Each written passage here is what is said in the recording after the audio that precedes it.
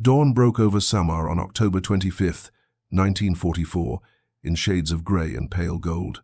The escort carrier Fanshawe Bay, a small flat top barely 1,000 feet long, was conducting routine flight operations when radar operators in her Combat Information Center detected something that should not have been possible.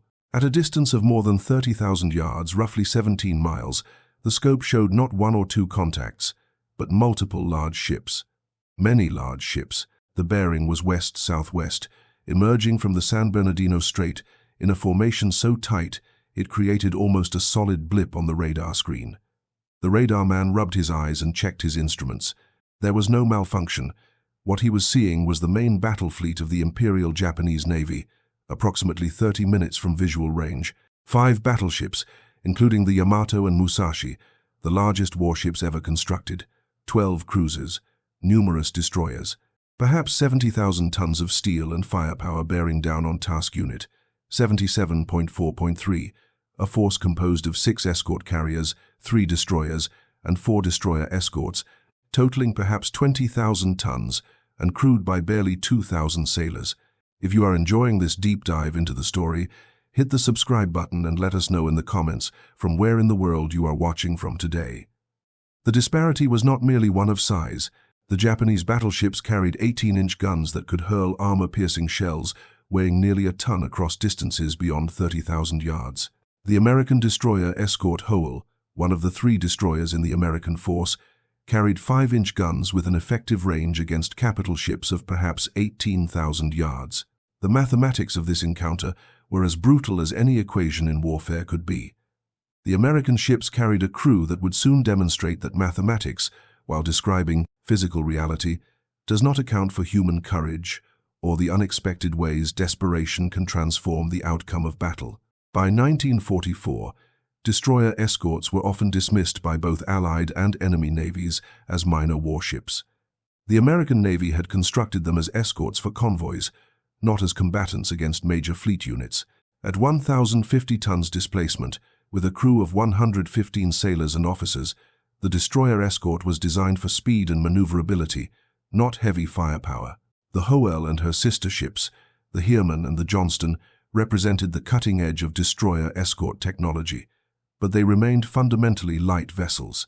German naval observers, when they had bothered to comment on American destroyer escorts in captured documents and interrogation reports, had dismissed them with contempt.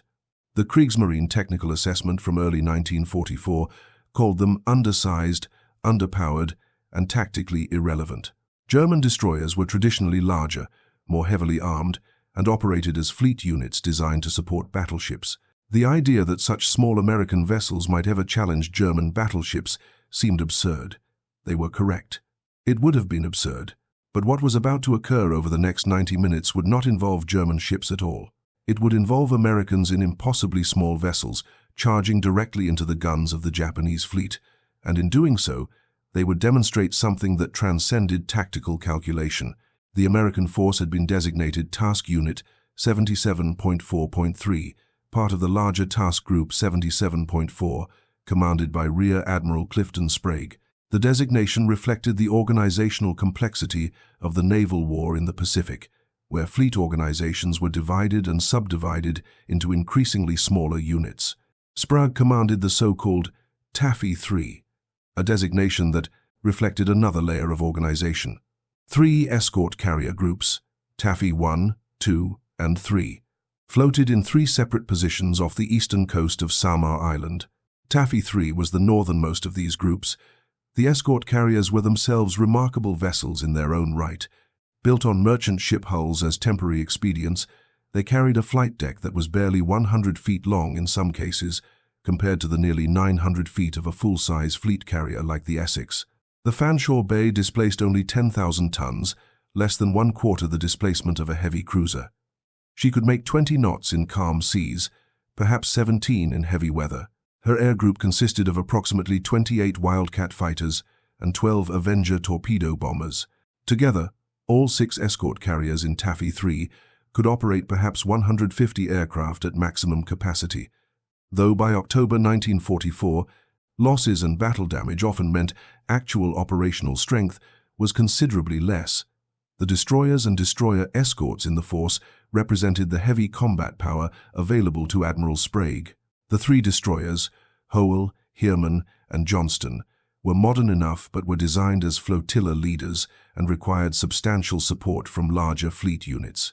The four destroyer escorts, Roberts, Raymond, Dennis, and Butler, were among the newest American warships of their type, commissioned within the previous year. Each was crewed by young men, many of them in their first combat operation. Lieutenant Commander Ernest Evans, commanding officer of the Johnston, was neither young nor green. Evans was born in Oklahoma, the son of a Welsh father and a Cherokee mother, a heritage that made him an outsider in the rigidly stratified officer corps of the 1940s United States Navy. Evans had demonstrated exceptional seamanship and leadership throughout his early naval career and had been given command of the Johnston as a reward. He was 36 years old when he received the order to assume command, and he had spent months training his crew to perfection. The Johnston under Evans had developed a reputation as the finest destroyer escort in the Pacific Fleet. Evans's crew would follow him anywhere. Within the next few minutes, they would be asked to follow him directly into hell. Aboard the Fanshawe Bay, Admiral Sprague was eating breakfast in his flag country when the radar contact was reported. He was an experienced officer, calm and collected even under extreme stress. Like many flag officers of that era, Sprague maintained a formal demeanor in the presence of his staff, but those who knew him understood that beneath the surface was a keen tactical mind and the kind of courage that could inspire men to extraordinary action under circumstances that would ordinarily lead to panic. Sprague received the radar report with the calm that comes from long experience in command. He immediately understood the implications. An American light task force with no heavy ships, operating in waters near the Philippines, had just detected the main Japanese battle fleet. There were several possibilities. The radar contact might be a misidentification, perhaps a formation of Japanese cruisers rather than battleships. The contact might disappear as suddenly as it had appeared. The Japanese might receive reports of the American presence and decide that attacking this light force was beneath their dignity, or the Japanese might come directly at them. Sprague ordered immediate course change to the south and maximum speed, which for the escort carriers meant perhaps 17 knots. He ordered the destroyers to form a protective screen and directed the air group to launch all available aircraft immediately. The order was given without hesitation, but with full knowledge that what was about to unfold would test the courage and seamanship of every person in the task unit. Within minutes, the first American aircraft were launched from the deck of the Fanshawe Bay and her sister carriers.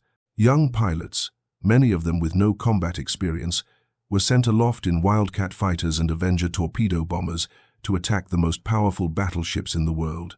The Yamato, flagship of the Japanese fleet's main attacking force, was a vessel of almost incomprehensible scale. She displaced 71,000 tons, nearly 9 times the displacement of the Johnston. Her 4 main battery turrets mounted 9 18-inch guns each, weapons that had been forged in Japanese steel mills through years of effort. When these guns fired, they hurled shells weighing nearly a ton each across distances that the American destroyers could barely conceive. The 18-inch shells required a crew of 12 men to load, aim, and fire. When fired together, all 9 guns created a shockwave powerful enough to damage nearby vessels from the blast alone. The Musashi, sister ship of the Yamato, had already been damaged in earlier attacks by American carrier planes and had been forced to withdraw. But the Yamato remained fully combat capable, along with other Japanese battleships and cruisers in the force. For the American destroyers to survive what was coming, they would have to do more than simply avoid direct hits. They would have to make themselves small targets.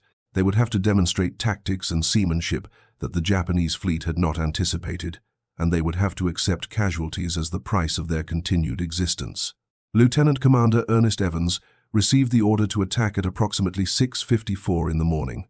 The Johnston was at that moment approximately 15,000 yards ahead of the American escort carrier formation, operating as part of the protective screen. Evans understood immediately that the range was far too great for effective destroyer action, but the order was clear: attack. What happened next would be remembered in the annals of American naval history as one of the most extraordinary examples of aggressive action in the face of overwhelming odds. Evans ordered the Johnston to increase speed to full power and begin maneuvering to close the range with the Japanese fleet. As Johnston accelerated, her 5-inch guns began to fire. The shells were too small to do serious damage to the Japanese battleships, but they created splashes in the water ahead of the Japanese formation, splashes that registered on Japanese radar. More importantly, they sent a signal to the other American destroyers that the Johnston was attacking, that the smallest ships in the American fleet were charging directly at the largest and most powerful ships the Japanese possessed. The signal was not theoretical. It was expressed in the language that mattered most at sea in 1944. It was expressed in gunfire and in action. Within minutes, the Hoel and the Heermann, sister destroyers to the Johnston, had aligned themselves with Evans's attack. The 3 destroyers were now racing toward the Japanese fleet at maximum speed, their 5-inch guns blazing with methodical precision. Behind them, the 4 destroyer escorts began similar attacks from different angles, creating a complex pattern of movement that forced the Japanese fleet to maneuver defensively. The admirals commanding the Japanese fleet initially believed they were facing multiple American destroyers of considerably larger tonnage than they actually were encountering. This misidentification, combined with the sheer audacity of the American attack, created a moment of tactical confusion. For several crucial minutes, the Japanese fleet was not operating under clear orders. Some captains were receiving direction to attack the American aircraft that were launching from the escort carriers. Others were receiving direction to engage the American destroyers. Still others were receiving no clear orders at all, this confusion lasting perhaps only a few minutes, but seeming to stretch far longer to the American sailors involved, allowed the American ships to close the range and begin conducting attacks that would have been suicidal at longer ranges. The Johnston and her sister destroyers were about to engage in a form of warfare that had largely disappeared from naval combat since the age of sail. What they were beginning was a direct, sustained gun duel with vessels they could barely damage, and that could destroy them with a single well-placed shot. The odds had never been worse. The courage required had rarely been greater. The outcome would determine not simply the fate of these particular American sailors, but would demonstrate something fundamental about how small units, fighting with skill and courage and absolute determination, might influence the outcome of battles that seemed predetermined by the mere mathematics of firepower and displacement. The shells from the Japanese battleships began to land around the American destroyers approximately 7:05 in the morning. The first salvo from the Yamato's 18-inch guns created a towering column of water that rained down on the deck of the Johnston. Evans held his course steady as the water fell like rain, drenching the gun crews and every exposed sailor on deck. The column of water was so large that it obscured the sun momentarily. Evans watched the water cascading down and understood that the next salvo might not miss. Johnston and her companions were about to demonstrate that tin cans, when crewed by men of sufficient courage and commanded with sufficient skill, might accomplish things that military doctrine held to be impossible. The first salvo from Yamato missed, but only barely. The 18-inch shells created geysers of water that rose 200 feet into the air, water so substantial that it rained down on the destroyer's deck like a tropical downpour. The shock waves from the explosions rolled across the water, physical forces that could crack the hulls of smaller vessels. Johnston shuddered, but remained intact. Evans held his course, racing closer to the enemy formation, his 5-inch guns continuing to fire with methodical precision. At 7:10 in the morning, the Yamato fired again. This time, the salvo straddled the Johnston, creating columns of water on either side of the destroyer. The blast pressure from the explosions was sufficient to lift the small warship momentarily out of the water. Men were thrown from their feet. Equipment was torn loose from its moorings, but Johnston survived. The Japanese cruisers, attempting to envelop the American destroyer formation, began their own bombardment.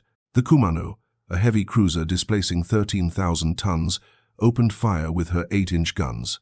The Suzuya and Chikuma, sister ships to the Kumano, added their firepower to the deluge. The Hoel, attempting to position herself for a torpedo attack, received a direct hit from an 8-inch shell fire. The explosion tore through her superstructure, killing men instantly, wounding others who would spend their final moments on the deck of a dying ship. The hotel was taking on water rapidly, her stern beginning to settle as compartment after compartment flooded. Yet the hotel, under the command of Commander Amos Hathaway, continued to engage the enemy. Her gun crews remained at their stations, understanding fully that they were firing weapons that could not inflict serious damage on vessels of such size and armor. but firing nonetheless because their duty was clear and their courage was equal to that duty. At approximately 7:20 in the morning, Johnston received her first serious hit. An 8-inch shell from one of the Japanese cruisers struck the destroyer aft, penetrating the hull below the waterline. Water began to pour into the engine room. Repair parties were immediately dispatched, but the damage was substantial. Johnston's speed began to decline. Evans recognized that his destroyer could not maintain the aggressive attack if she was losing power. He made a decision that would define his command and ultimately his legacy. Evans ordered Johnston to execute what would later be called a torpedo attack run. The Johnston carried 5 torpedo tubes, standard armament for American destroyers of that class. The effective range for torpedo attacks was approximately 5,000 yards, though successful attacks often occurred at much shorter ranges. The Japanese battleships were surrounded by a screen of cruisers and destroyers, vessels specifically designed and positioned to defend against exactly this kind of attack. Johnston began her approach, maneuvering through a pattern of shells and splashes that seemed to transform the ocean surface into something resembling a nightmare vision of combat. Evans maintained his course, despite the Yamato's continued barrage. The shells were landing closer now. The Yamato's fire control system, while primitive by later standards, was nonetheless remarkably effective. Japanese gunnery had improved substantially since the early years of the Pacific War, when American pilots had referred to Japanese shells as sandbag ammunition, due to their apparent inability to detonate reliably. These shells were detonating quite effectively. At approximately 7:35 in the morning, the Johnston achieved a position from which a torpedo attack was possible. Evans ordered all 5 torpedoes fired. The weapons, Mark 15 torpedoes powered by steam engines, began their journey toward the Japanese fleet at approximately 33 knots. These were not the acoustic homing weapons that German U-boats were experimenting with at approximately the same time. These were simple contact detonated weapons that required physical impact with a target to achieve detonation. But they represented the only real offensive capability the Johnston possessed against vessels of such size.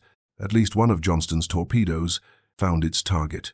The Kumano, the heavy cruiser that had been raking the American destroyer with 8-inch fire, received a torpedo strike that damaged her steering mechanism and forced her to take evasive action. The Kumano withdrew from the immediate combat area, her capability to engage effectively diminished.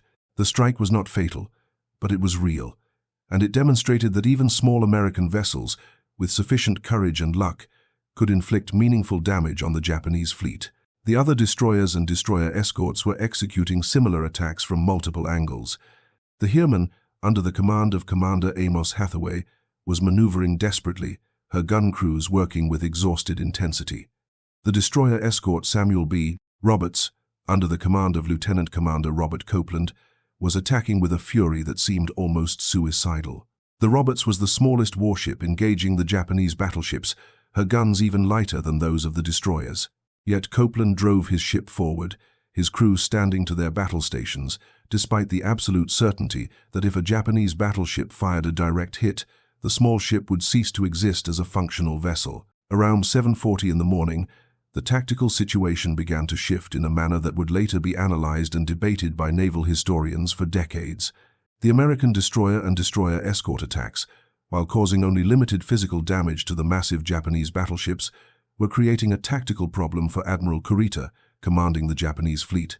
The American ships were operating with such aggressive audacity that the Japanese fleet was being forced to maneuver constantly to avoid torpedoes and to maintain formation.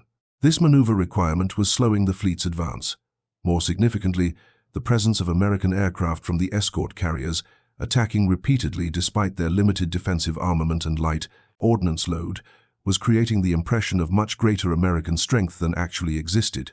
Kurita, operating with limited intelligence regarding the American forces and based partly on the audacity of the destroyer and destroyer escort attacks, began to question whether he was indeed facing a much larger American fleet. The psychological effect of American courage began to influence tactical decision-making. At approximately 7:50 in the morning, the hotel, having absorbed multiple hits from 8-inch shell fire and having taken on water that could no longer be controlled, began her final descent. The ship's captain, Commander Amos Hathaway, ordered the ship. The surviving crew members, approximately 260 of the ship's complement of 330, began to abandon the vessel. Some swam from the deck as the ship heeled over. Others jumped from the rails as the water rose. The hotel sank at approximately 7:55, taking 21 of her crew with her. The loss of the hotel created a moment that would be remembered by every man who witnessed it. The first American destroyer of the engagement had been destroyed by the Japanese battleships. Johnston, observing the loss, saw what might be her own fate becoming manifest. Yet there was no retreat, no attempt to disengage. Evans ordered Johnston to continue the attack. The damaged destroyer, now operating at reduced speed due to her engine room damage, continued to maneuver and engage the enemy. Around this time, at approximately 8:05 in the morning, the tactical situation encountered an element that no one had anticipated with sufficient clarity. A rain squall, one of the intense tropical weather systems common to the Philippine region, began to move across the battle area. The squall reduced visibility to perhaps 500 yards. The Japanese fleet, which had been conducting long-range gunnery exchanges, suddenly found that their primary weapon system accurate. Gunnery at distances measured in tens of thousands of yards had become largely ineffective. The American destroyers and destroyer escorts, operating at much shorter ranges and using different fire control methods, were less disadvantaged by the reduced visibility. The American aircraft, which had been circling the engagement area, added tremendously to the confusion. Young pilots, many of them flying their first combat missions, were making repeated attacks on Japanese warships with weapons that ranged from small-caliber machine gun fire from Wildcat fighters to torpedoes and bombs from Avenger torpedo bombers. The ordnance loads were small, the aircraft were vulnerable, but the sheer persistence of the attacks, combined with the determination of the destroyer and destroyer escort crews, created a tactical situation that was becoming increasingly difficult for Admiral Kurita to manage. If you find this story engaging, please take a moment to subscribe and enable notifications. It helps us continue producing in-depth content like this. The Musashi, the second of the two Yamato-class battleships with the fleet, had been damaged earlier by American carrier aircraft and had begun the withdrawal from active combat. The Yamato remained fully engaged, but she was now operating without her sister ship's support. The battleship continued to fire, her 18-inch guns producing explosions that seemed to reshape the geography of the sea itself. Yet the American ships, small and apparently insignificant by comparison, continued to maneuver, continued to attack, and continued to demonstrate a level of courage that transcended tactical calculation. The destroyer escort Roberts received her first serious hit at approximately 8:10 in the morning. A salvo from Japanese cruiser gunfire struck the small warship forward. The explosion tore through the vessel's hull, wounding multiple sailors and creating damage that began to flood her forward compartments. Commander Copeland, recognizing that his ship was sustaining damage that would ultimately prove fatal, continued to maneuver and engage. The Roberts' small 5-inch guns, having been firing continuously for more than a quarter hour, had consumed a substantial portion of the destroyer escort's ammunition supply. But the guns continued to fire as long as ammunition remained and men could operate them. By approximately 8:25 in the morning, the tactical situation had evolved in a manner that reflected American determination more than the Japanese naval superiority. The rain squall had moved through the engagement area, and visibility had begun to improve. But in that interval of reduced visibility, combined with the relentless American attacks, the Japanese fleet had become uncertain of its tactical situation. Kurita, receiving reports of American resistance that seemed inconsistent with a force of small escort ships, began to wonder whether he was facing a larger American fleet than his intelligence had indicated. At this critical moment, additional Japanese cruisers attempted to press the attack. The Chikuma, a heavy cruiser that had been participating in the bombardment of the American destroyers, maneuvered to rake the Roberts with gunfire from close range. The Chikuma had superior firepower and superior armor. By conventional naval doctrine, the outcome should have been predetermined. The Roberts' guns could barely damage the heavy cruiser, yet Copeland drove his destroyer escort directly at the Chikuma, accepting the damage that Japanese gunfire would inflict, in exchange for the opportunity to close range and make his small vessel's weapons as effective as possible. The Roberts, absorbing shell fire from the Chikuma's 8-inch guns, continued to engage. At approximately 8:30, Roberts received a hit that damaged her steering mechanism. The small destroyer escort became difficult to maneuver. Fires broke out on her deck. Men were casualties to machine, gunfire, and to fragmentation from exploding shells. Yet the Roberts' gun crews remained at their stations. The small ship, no longer capable of effective maneuver, began to function as a floating gun platform, engaging the enemy with every weapon that could be brought to bear. The Johnston, by this time severely damaged, with her engine room compromised and her superstructure torn by shrapnel, was operating at reduced speed but continued to engage. Evans maneuvered his destroyer behind a rain squall to partially shield his vessel from Japanese fire, but the maneuver was temporary. The rain squall could not provide permanent cover. At approximately 8:40 in the morning, Johnston received additional hits. This time, the Japanese shells struck critical areas. The ship began to develop a list to starboard. Water was flooding multiple compartments. Evans recognized that Johnston, like the hotel before her, was experiencing damage that would ultimately prove fatal. Yet Evans did not immediately order to abandon ship. The destroyer, despite her damage, continued to engage the enemy. The gun crews, exhausted from continuous combat that had now lasted more than 3/4 of an hour, continued to load, aim, and fire. The torpedo tubes were reloaded with the ship's remaining complement of weapons.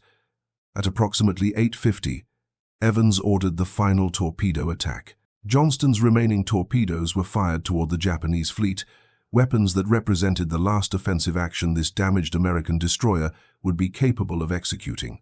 At approximately 8:55 in the morning, the Yamato and the supporting Japanese cruisers began to alter course away from the American destroyer formation. The Japanese fleet, which had possessed overwhelming firepower superiority, began to withdraw from close contact with the American ships. The decision was made at the highest level of the Japanese fleet command. Admiral Kurita, interpreting the American resistance as evidence of a much larger American fleet than his intelligence had indicated, and concerned about the threat posed by American aircraft that continued to circle despite repeated attacks, made the decision to disengage. The psychological impact of this American destroyer attack had influenced Japanese tactical decision-making far more profoundly than the physical damage inflicted. The American ships had not defeated the Japanese fleet through firepower. They had not sunk the Yamato or the Musashi or the other capital ships. What they had accomplished was the demonstration of a level of courage and determination that had caused Admiral Kurita to question his own assessment of the tactical situation and to choose withdrawal over continued advance. Johnston, by this time, was dying.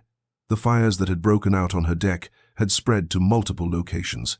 Her list to starboard had increased to the point that the portside gun crews were working underwater.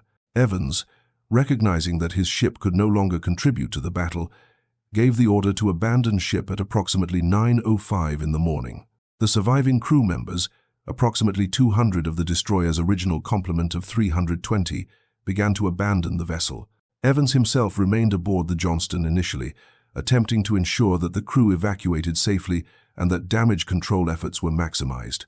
When he ultimately left the ship, he swam through water that was contaminated with oil and was filled with debris from the destroyed vessels.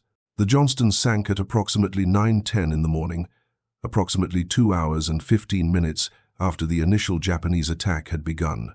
The destroyer escort Roberts, like the Hoel and the Johnston before her, was experiencing damage that had become progressively more severe. By approximately 9 o'clock in the morning, the Roberts had absorbed hits from multiple Japanese vessels. Water was flooding in compartments at a rate that damage control could not arrest. Commander Copeland, recognizing that his ship was no longer capable of remaining afloat, gave the order to abandon ship. The Roberts sank at approximately 9:35 in the morning. In the space of approximately 1 hour and 40 minutes, 3 American destroyers and destroyer escorts had been sunk or fatally damaged. 90 American sailors had been killed. The Japanese fleet had withdrawn without achieving the objective of attacking the American invasion fleet at Leyte Gulf. The small American warships, commanded by men like Ernest Evans and Robert Copeland, had accomplished something that the conventional wisdom of naval warfare held to be impossible. They had influenced the outcome of a major naval engagement through a combination of courage, skill, and absolute determination to continue fighting despite overwhelming odds. The American escort carriers, which had been the nominal targets of the Japanese attack, launched wave after wave of aircraft. The Avengers and Wildcats, armed with light ordnance and piloted by young men who understood that they were flying into a defensive barrage of Japanese anti-aircraft fire, continued to press attacks throughout the engagement. The cumulative effect of these aircraft attacks, combined with the destroyer and destroyer escort surface attacks, had created a tactical situation that Kurita had found untenable. The American sailors who survived the sinking of their ships faced additional trials. Many remained in the water for extended periods, exposed to the elements and to the possibility of attack by Japanese submarines or returning Japanese surface vessels. The water around the sinking ships was contaminated with oil and debris. Some men drank seawater in their desperation and died as a result of drinking salt water. Others were rescued by American ships that came to their assistance after the Japanese fleet had withdrawn. Many would spend the remainder of the war in prisoner-of-war camps after being rescued by Japanese ships that returned to the area after the American forces had departed. The total casualties for the engagement were devastating, despite the American tactical success. The 3 destroyers and 1 destroyer escort sank. 108 sailors were killed in action, 318 were wounded. An additional 9 sailors would die of wounds received during the battle. The human cost of the engagement was substantial, and every American sailor who participated understood the magnitude of that cost as it unfolded. Yet the American victory, if it could be called that, was absolute in its strategic implications. The Japanese fleet withdrew without attacking the invasion beaches at Leyte. The massive amphibious operation that would eventually see hundreds of thousands of American troops landed at Leyte proceeded without interference from the Japanese surface fleet. The Imperial Japanese Navy, which had once dominated the Pacific, had been psychologically defeated by a force of small American warships, crewed by men of exceptional courage and commanded with exceptional skill. The tactical and strategic significance of the engagement could not have been clearer. The American Navy had demonstrated that even when facing overwhelming firepower, disadvantage, courage, determination, and aggressive action could influence the outcome of naval battles.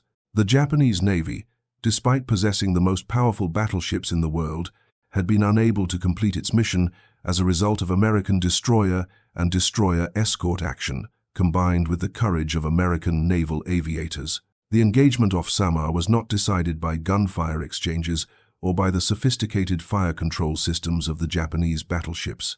It was decided by the courage of American naval officers and sailors who, understanding the odds against them, chose to attack anyway.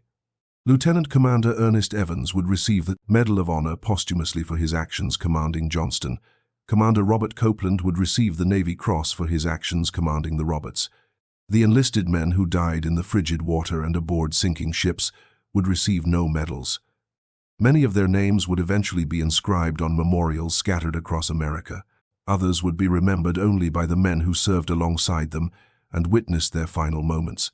The American destroyer escorts and destroyers, dismissed by naval doctrine as tin cans, had demonstrated that the right kind of men, operating under the right kind of leadership, could accomplish extraordinary things despite material disadvantages that should have made such accomplishment impossible. Thank you for watching. For more detailed historical breakdowns, check out the other videos on your screen now and don't forget to subscribe.